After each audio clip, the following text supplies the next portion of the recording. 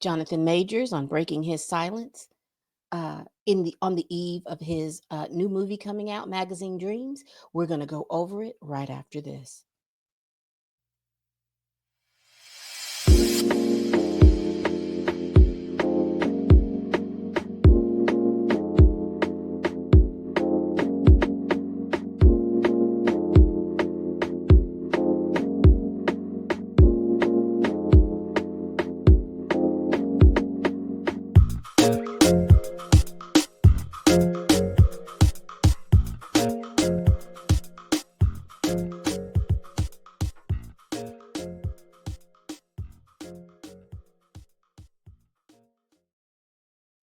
Good morning, good afternoon, and good evening. This is Pamela, and you are watching Pam Entertainment TV, where we review movies, television series, and incidents in pop culture. And that is what we're about to do.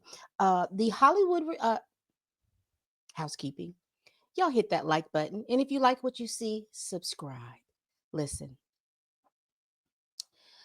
the Hollywood Reporter has done an interview with Jonathan Majors. They have a full article, and what I'd like to do is go over that article and listen to Jonathan Majors talk about his past year within his own words. Now, if you are familiar with Jonathan Majors, you know that he is an actor. He's done several movie roles. The most recent it was Creed 3. He also did Quantum Mania, the Ant-Man Quantum Mania. He did Devote. There was a movie called Devotion, White Boy Rick, um, the last man, the last black man in San Francisco. And if you are like a lot of us, we were introduced to him when he was doing the HBO series Lovecraft Country. You also understand and realize that back in 2023, he was arrested and charged with DV on his then girlfriend, uh, Grace Jabari. And so, for he went through his trial, he was found guilty of unintentionally misdemeanor uh, assault. He had to do 52 weeks of counseling. He's done that and completed that. We have seen him out and about with his current girlfriend, now fiance, Megan Good. They have been hitting the circuits just in regards of being out and going to different events, supporting their friends within the industry. So now we have Jonathan Majors. Let me share my screen.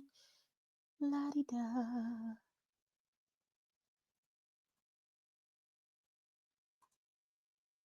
All right. So here is the article. This is written in the Hollywood Reporter. Here is a picture of him. Let's see. And this reporter was Rebecca Keegan. And this was written on March 14th. It's Jonathan Major's moment of truth. Speaking exclusively for the first time since his DV sentencing, the embattled magazine star opens up about his childhood abuse, Marvel firing, and fight for Hollywood redemption. And he's quoted saying, "It's harder to find a way when you're trapped in notoriety." All right. So we're not going to just like read it over bar for bar, but um, I do want to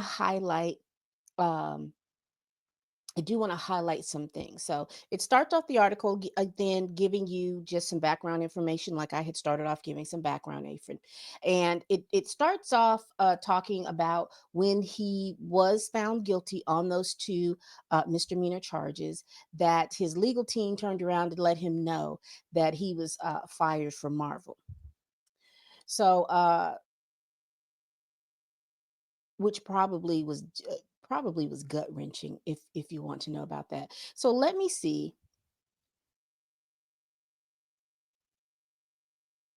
Right. So it starts off here talking about before his arrest that March, he was fresh off his Warner Bros. Box office hit Creed 3, the Marvel Ant-Man and the Wasp Quantumania, an Emmy nomination for the HBO series Love Crash cast. He was poised to explode professionally. He was the new villain of Kang the Conqueror. He had a lot of things lined up. He was going to do an Otis Redding biopic, a whole lot of different things. And also during that year, 2023, this movie, Magazine Dreams, which comes out on March 21st, was a big hit at Sundance, and it was Oscar buzz was set for him. And so all of that changed when he was arrested for DV charges on his former girlfriend. He was dropped from a lot of different things. Uh, he was dropped by his manager, his publicity firm. Only people that stayed with him was WME, and they remain to represent him today, which is always interesting because they dropped Justin Baldoni. So if you haven't watched my coverage on Justin Baldoni, please watch that. He says, there were days when it was like, is this real? Says Majors, 35 of the period of time during and immediately after his trial where he pleaded not guilty. He says, it's a heartbreak like I've never experienced, and it just compounded and compounded. And I imagine that had to do a lot with losing all those roles, because when you remember when it happened in March, it was roll after roll after roll after roll that he lost. Uh, Major story provokes a range of reaction, angers from survivors of DV, protectiveness from his friends and colleagues, and confusion from fans. The actor contested narrative is about to enter its next act when Magazine Dreams finally comes to theater on March 21st, more than 2 years after the film's Sundance premiere, via the small distributor Briarcliff Entertainment. Shout out to them. So as we read on through this article, they're going to have both sides of this. They're going to talk about the people who are upset, are survivors of DV, because they're feeling like he's that people are not punishing him enough. You are going to hear the perspective of some of the people that have supported him privately. Because if you had been following my channel, you've noticed that I had asked the questions, where were the people that were supporting him? And it is nice, even though it wasn't publicly, it's nice to know that there were people in the business that were supporting him privately. And also, too, he's going to give us some more information on how he was feeling and doing and all those different things. In a long emotional interview in February and a follow-up interview in March, Major, who has not sat down with a journalist since he was sentenced in April 2024, talked for the first time about the aftermath of the trial, about the childhood SA trauma that he says he led to depression as an adult, and about what his life looks like now. Major says he's unable to comment directly on the case. Um, and their settlement, because they've settled, and the settlement limits what either party can say about the case. But still, his position frustrates those who follow this case and want a full apology, including, they've got here a quote from an ex-girlfriend who spoke to the Hollywood Reporter. Major says he does feel responsible for the direction of his life. He says at some point there has to be accountability for writing your own story. He says, I am going to fall into that narrative of falling apart or self destruction. Have a struggle, blame the world. Have a struggle, hate yourself. Or have a struggle, deny everything. None of those narratives are beneficial. Instead, Major says his strategy as he builds a new life post trial is have a struggle, learn, metabolize, and grow. Interesting. I'm going to reread that. Uh, he says, Am I going to fall into the narrative of falling apart or self destruction? And so he says, either he's going to have a struggle, blame the world. He's either going to have a struggle or hate himself. He's going to have a struggle or deny everything. And he says, none of those narratives are beneficial. Instead, he's going to have a struggle, learn, metabolize, and grow. And I think that sounds like the best strategy, because when you blame the world, you never take accountability for anything. It's always somebody else's fault. And we have run into people who do that. It's so and so's fault. It's because I didn't get the opportunity to do this, and that's why this is failing. Doesn't work. Have a struggle, hate yourself. No, you fall into depression, and when you fall into depression, you're doing a lot of self destructive things with alcohol, with drugs, with self sabotage, all those different things. So that definitely doesn't work. Have a struggle, deny everything. Have you been around people who are going through it and they deny like anything is going on. And these are those people that are trying to when I mean deny everything, I'm not talking about smiling through it. I'm talking about acting like whatever happened didn't exist. They're moving through life as if everything is roses and cranberries and grapes, and they're acting like nothing happens. And then those people are, in my opinion, are scary because it only takes a little thing and then they are popped back into reality. And baby, you don't know if they're going to, if you are not going to know if they're going to lash out at you or whatever they're going to do. But I think it's a healthy approach to understand that if you have a struggle, because we are never going to stop struggles. Struggles are going to come around. You don't have to live in a continuous struggle, but there are going to be hard times. We're all going to have hard times, and it's best to understand and learn a lesson from those hard times. Go through it. Be mad. Be sad. Be angry. Then come on the other side is being, being despondent, bewildered, finding a place where it's going to make you happy. Go through there and then grow. Look at what happened and make a shift. Hey, there are people that I don't need to be around. There are people and places that I don't need to go. Figure out how you're going to move forward, do it, and grow. It says here, in addition to Majors, this article is also based on interviews with 19 others, most speaking on the record about their experiences with the actor. Whether Hollywood will take Majors back is an open question and will depend on part whether audience show up for magazine dreams. But many high profile people who have worked with Majors are advocating for him. Whoopi Goldberg says, "You don't get to say sorry these days," who appeared with Majors in his first screen role, a miniseries, When We Rise, uh, and works with his fiancee Megan Good on the Amazon series Harlem. He was arrested. He went to court. He did what he was supposed to do.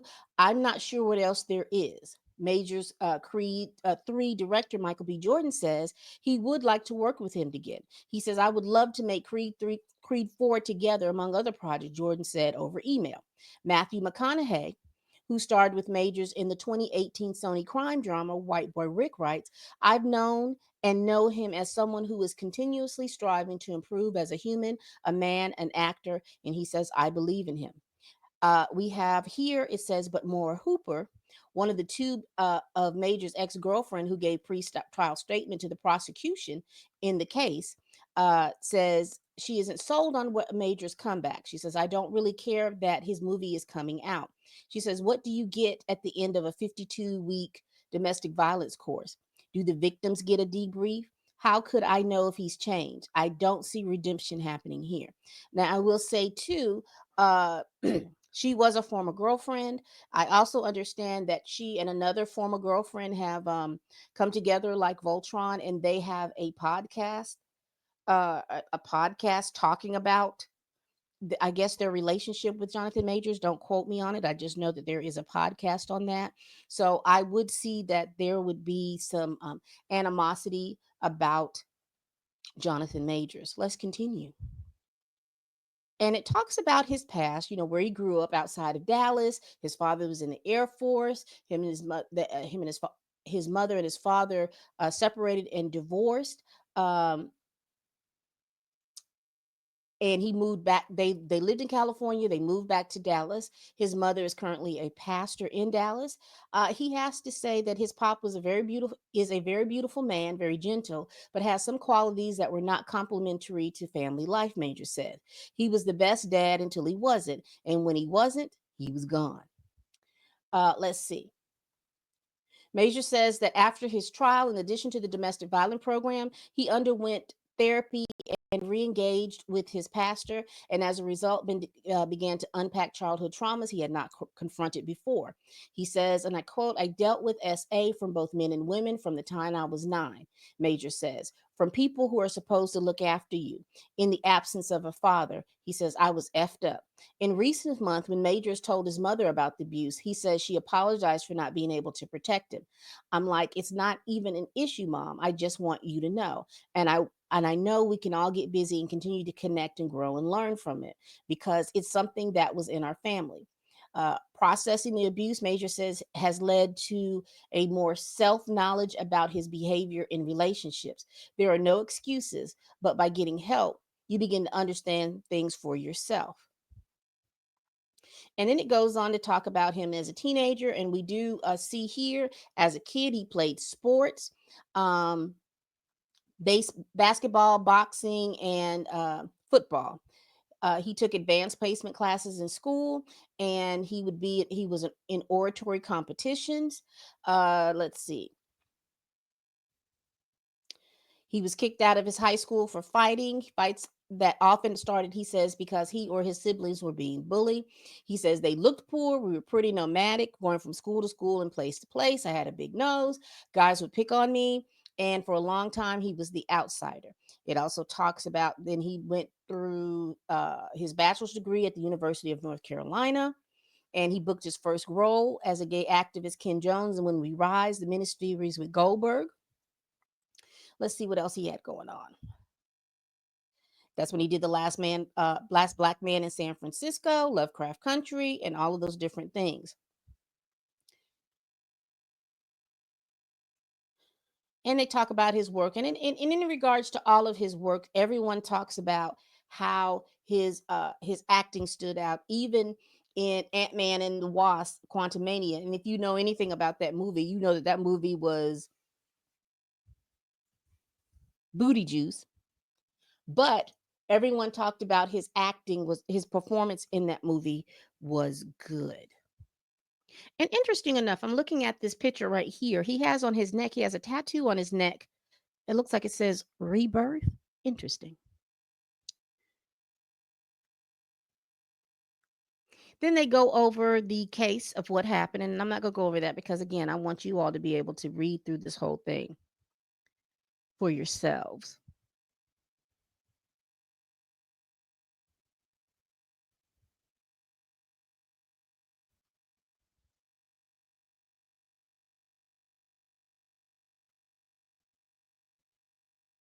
Interesting. Under this picture right here, it says, asked if he believes that race is a factor in the way his story is unfolding, Major says, and quote, my journey is my journey, and it doesn't benefit me to compare.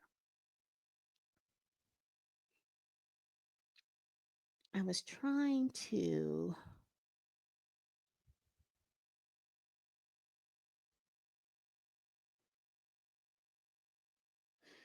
It talks about his process as being an actor.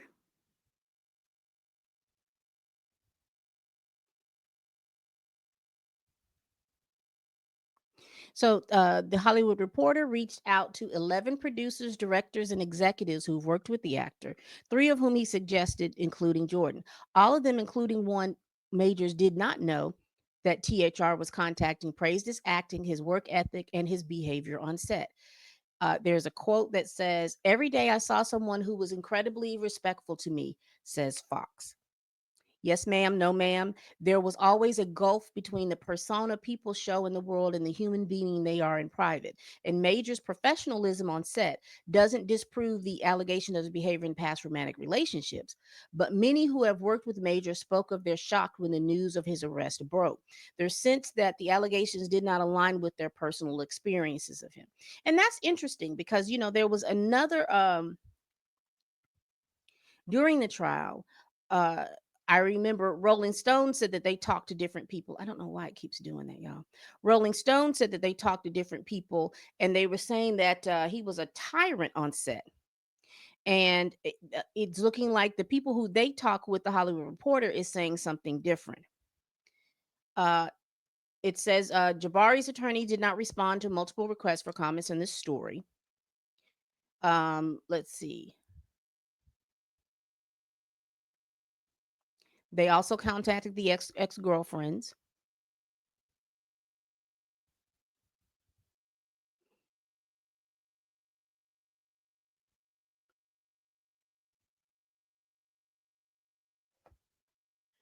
And they also kind of juxtapose Jonathan Majors' position about he's not the only actor that has been charged with DV and other things, and they juxtaposed him with Mel Gibson, Christian Slater, Josh Brolin,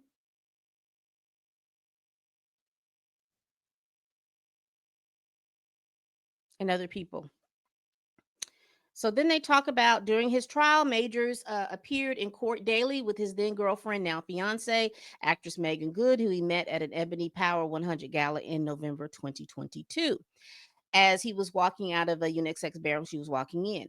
He says, I had seen a lot of his work and I was just like, this kid is super talented, Good said, recalling the interaction. I just remember thinking Hollywood is a strange town. And when you're new to it, you don't know who to trust or what's what. I just want to say something and affirm him. As Major remembers, she said to me, I see you. I really love what you're doing. Keep going. I stood up straight and said, yes, ma'am.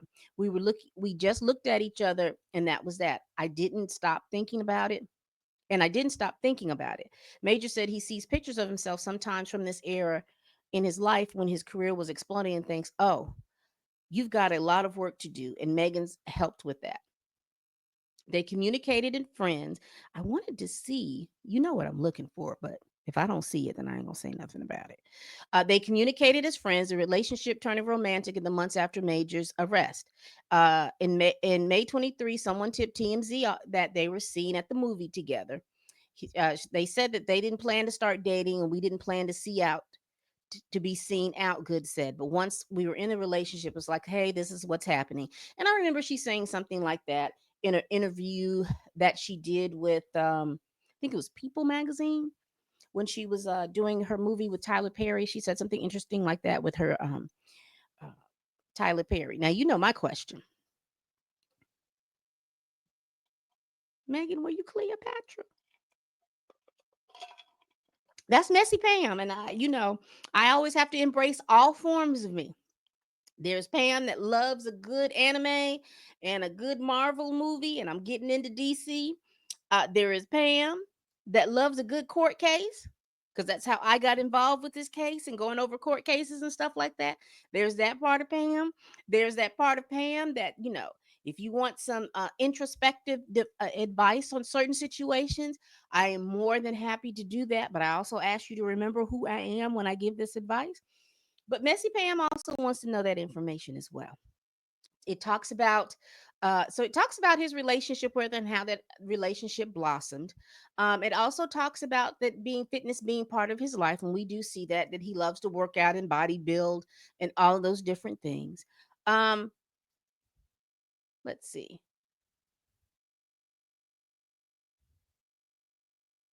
So he it talks about Briarcliff Entertainment and who Briarcliff Entertainment is. Now, Briarcliff is a small company.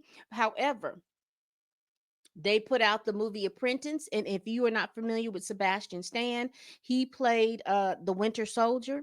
He got an Oscar nomination for that. So this small little company looks like it is on the pulse. It reminds me, y'all remember when Lionsgate first came out and they were doing all the little movies that no one else would do, and then those movies became really really popular and how they blossomed into a big studio. This is what this is reminding me of. So Magazine Dreams is opening in 800 theaters and it will expand based on how it performs. So go out and see it.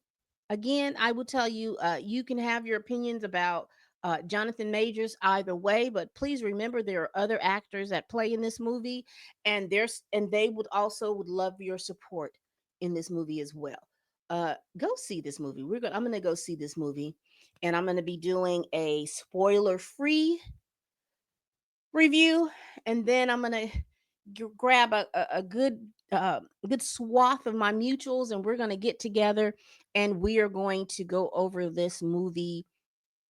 We're gonna go over this movie together and see what we talk about, what we like, what we didn't like, and all those things. Just do a big review.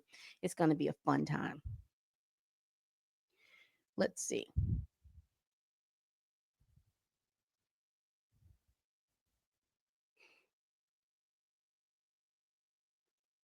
and that's pretty much it. Now I will tell you so. it looks like a pretty good read.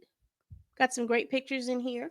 If you want to grab hold of some of these pictures, I would say again, go read the article and come to whatever your conclusions that you want to come to.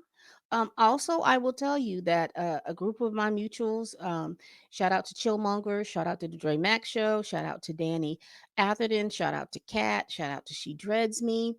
Uh, they have done videos and things like that about this case.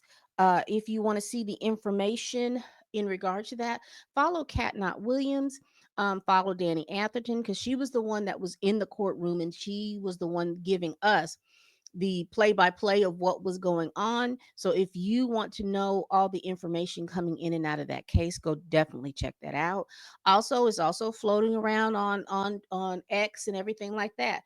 The videos and some of the information coming from the trial that you can go ahead and witness that. Because again, one of the things that I learned, this was the trial that had me to learn that things mainstream media, they have an agenda. They have stories that they have to do to be able to get the clickbaits and stuff like that. So they're only going to report on the juicy stuff. They're not going to report on the stuff bit by bit by bit by bit. And we will definitely tell you to go look at that information and come from the conclusion now that you have all the information in for yourself. All right, people. It's probably be a little Jonathan Majors heavy on this channel for a couple of weeks because again we're going to be talking and going over stuff for the his movie that's coming out. But I did wanted to go ahead and address this article that came out today. Like I said, go check it out. It's on the Hollywood Reporter. I think it's as balanced as it needs to be. And you all let me know what you all think about the article in in the comments. I will put a link to it so that you can go to it and read it yourself. All right, people, we do this every week. Please like, comment, and subscribe. Please share this video if you care. Y'all, please tell a friend, tell a kin, tell a coworker, tell that heifer that you can't stand that I'm over here making these videos. And as always, people, bye bye.